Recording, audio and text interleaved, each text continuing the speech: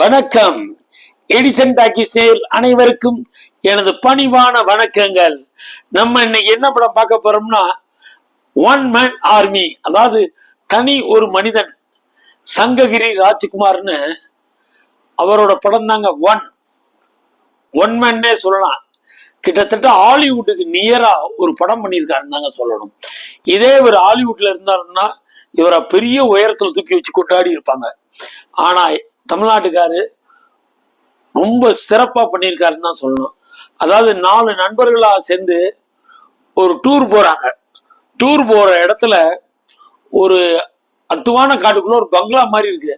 அந்த பங்களா என்னன்னு கேட்டீங்கன்னா, ஒரு விஞ்ஞானி உலகம் அழிகிறதுக்காகவும் ஒரு ரெட்டு, திரும்ப அதே உலகத்தை ரீகலெக்ட் பண்றதுக்கு ஒரு கிரீன், இது ரெண்டும் பண்ணி வச்சுட்டு அவன் இறந்து போகக்கூடிய சூழ்நிலை உருவாது.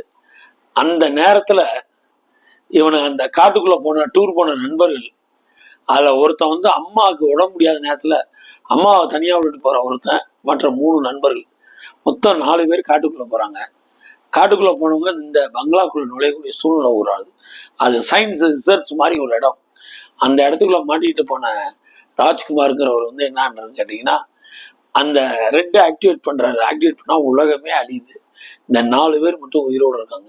இந்த 4 பேர் உலகத்தை பார்த்து சுத்தி பார்க்கணும்னு ஆசைப்படுறாங்க. படம் தாங்க ஒன்.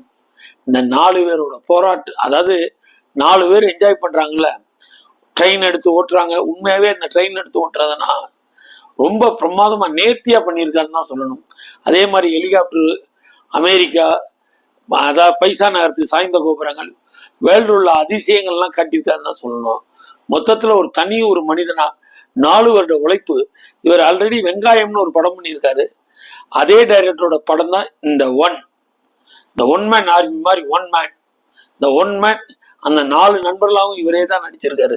4 ஆக்ஷன் விட்டா இவரை விட்டா தசாவதார் மாதிரி 10 அவதாரத்திலையும் நடிப்பார் போடுங்க. படம் ஒரு நேர்த்தியா, எடிட்டிங், டப்பிங், மிக்சிங் எல்லாமே பாத்தீங்கன்னா ஒரு நேர்த்தியான படமா தான் இருக்குது. ரொம்ப ரீரெக்கார்டிங்கிறது சில இடங்கள்ல சொல்லிக்கிற மாதிரி நல்லாவே பண்ணியிருக்காருன்னு தான் சொல்லலாம். சில நேரங்கள் அமைச்சூர்த்தனமா இருந்தாலும் பார்க்கறதுக்கு திரையில பார்க்கணுமோ ஒரு பிரம்மாண்டம் தெரியுது. தனி ஒரு மனிதனா இவ்வளவு தூரம் உழைச்சிருக்கிறதுக்கு நமக்கு அவருக்கு ஒரு ஆன்சம் சொல்லணும். மொத்தத்தில் சங்ககிரி ராஜ்குமாரோட தயவு செய்து எல்லாரும் ஒரு தடவை தேட்டர்ல போய் பாருங்க. நல்ல இந்த மாதிரி முயற்சி பண்றவங்களுக்கு நம்ம கண்டிப்பா நம்மளோட சப்போர்ட்டை கொடுக்கறது தான் நம்மளோட வழக்கம்.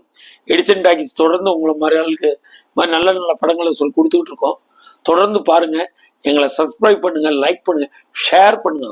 உங்களால் நான், உங்களுக்காக நான்.